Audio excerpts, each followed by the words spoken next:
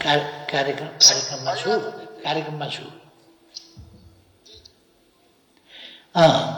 शेरबहादुरलाई जसरी बलजफ्ती निष्कासन भनेर उनीहरूले अहिले गरेका छन् त्यस्तै त हाम्रो पार्टीमा नि गर्न खोजेको थियो नि त। कारबाही हुनुपर्छ, जिम्मेवार बन्नुपर्छ, यो अनुहार अगाडि लगाएर हिँड्न सकिँदैन भनेकै थियो। धेरै साथीहरूले मलाई छुचो भने के भने पार्टी फुटाउन हुँदैन, पार्टी फुटाउन दिँदैन, यो ठिक होइन भनेर पार्टी जोगाइयो।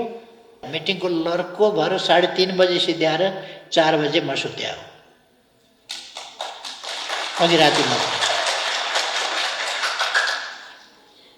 त्योभन्दा अघिल्लो राति 3 बजे सुतेको, त्योभन्दा अघिल्लो राति 3 बजे सुतेको, 3 बजेभन्दा अगाडि नसुतेको धेरै दिन भइसक्यो, धेरै दिन।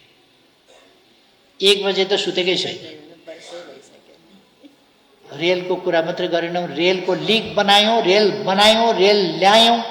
हामीले चलाएको रेल आफ्नै रेल हो, आफैले ल्यायौँ। अहिले बिगारेर इन्डियन रेल चलाएको देखिन्छ जनकपुरमा, आफ्नो बिगारेर थन्काइदिए। म कमरेडरलाई भन्न चाहन्छु, अघि राति मात्रै 3:30 बजे मिटिङ सिद्ध्याएर, मिटिङको लर्को भएर 3:30 बजे सिद्ध्याएर 4 बजे म सुत्यायो। अघि राति मात्र, त्योभन्दा अघिल्लो राति 3 बजे सुतेको, त्योभन्दा अघिल्लो राति 3 बजे सुतेको, 3 बजेभन्दा अगाडि नसुतेको धेरै दिन भइसक्यो, धेरै दिन। 1 बजे त सुतेकै छैन।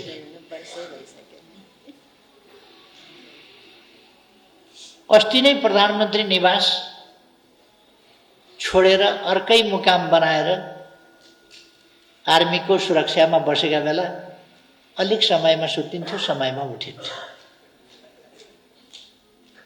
त्यसबाहेक समयमा सुत्ने भन्ने प्रधानमन्त्री हुँदाखेरि सुत्न भ्याइँदैन थियो। काम त त्यसरी नै गर्नुपर्छ। अब साथीहरूको माया नलागे होइन, माया लाग्छ, तर 3 मिनटभित्र कुरा सिद्ध्याउनुहोस् त भन्नै पर्ने हुन्छ, किनभने अर्को ग्रुप बसिरहेको हुन्छ। 10 जना मान्छेलाई 3 मिनट 4 मिनटमा कुरा सिद्ध्याएर पठाउनु पर्ने हुन्छ।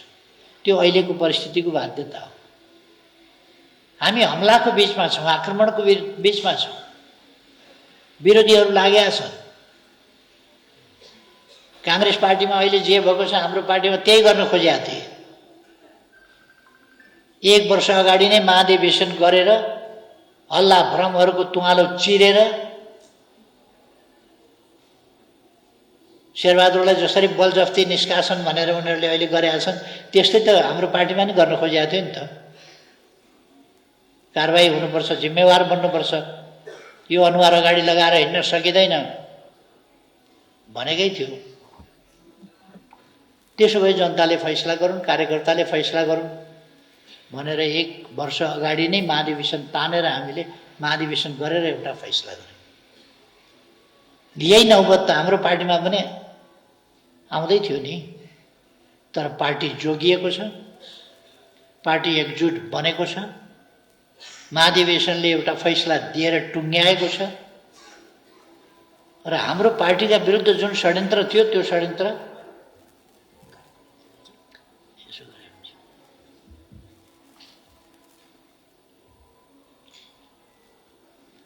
जुन म कार्यक्रममा छु।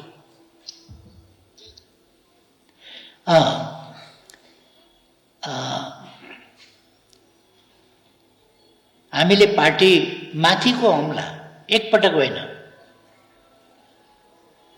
जब हामी अब सफल हुन्छौँ जस्तो आउँछ अप्ठ्यारामा परिहाल्छौँ। 51-52 सालमा हामीले सरकार बनायौँ। त्यो सरकारले असाधारण सकारात्मक काम गर्यो, जनतामा असाधारण प्रभाव पर्यो, जनताको आकर्षण हामीमाथि बन्यो। चुनावमा जाने बित्तिकै हामीले जित्ने भयौँ। हाम्रा विरुद्ध के प्रयोग भयो के प्रयोग भएन सबै प्रयोग भयो, हामीलाई पछाडि गर्ने कुरा भयो। तैपनि चुनाव त कहिल्यै गर्नु पर्यो, गर्ने बित्तिकै एमाले जित्ने भयो। त्यसकारण 54 मा पार्टी फुट्यो। 54 मा पार्टी फुट्यो, तर पनि पार्टी जोगाइयो। धेरै साथीहरूले मलाई छुचो भने के भने पार्टी फुटाउन हुँदैन, पार्टी फुटाउन दिँदैन, यो ठिक होइन भनेर पार्टी जोगाइयो। पछिल्ला समयमा त्यस्तै अप्ठ्याराहरू आए, तर हामीले पार्टी 2/3 स्थितिमा पुर्यायौँ। सङ्घर्षका मैदानबाट, एकताका माध्यमबाट शक्ति सञ्चय गर्दै लगभग 2/3 स्थितिमा पुर्यायौँ। पूर्वाधारको विकास गर्यौँ, बाटाघाटा हामीले रेलको कुरा मात्रै गरेनौँ, रेलको लिक बनायौँ, रेल ल्यायौँ।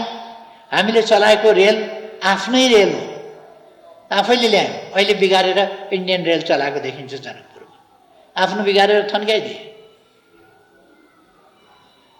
रेल हामीले किन्यौँ, रेलको लिक पनि हामीले बनायौँ, रेल पनि किन्यौँ। चलाउने मान्छेलाई ट्रेनिङ दिउँ न भन्दाखेरि हाम्रो मन्त्रालयको बुद्धि पुग्दैन। हामीले त्यति रेल चलाउने मान्छेको ट्रेनिङ दिलाउन मैले नै चाहेर पनि सकिनँ। रेल चलाउने चाहिँ अन्तका खरिद गर्नु पर्यो, खास कुरा त्यही थियो। हाम्रो रेल बिगारिदिए, उतैको रेल चल्यो।